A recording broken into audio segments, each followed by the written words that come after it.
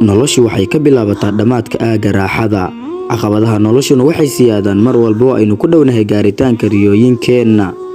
weligaa ha ka shalayn maalin ka mid ah noloshaada, waayo maalmaha wanaagsan waxay kuugu deeqeen farxad, halka maalmihii kuugu murugada badnaana ay kuugu deeqeen khibrado.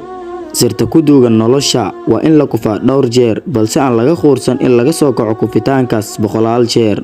si mar uun aad u gaarto riyooyinkaaga iyo guushaadaba waadna gaari insha Allah.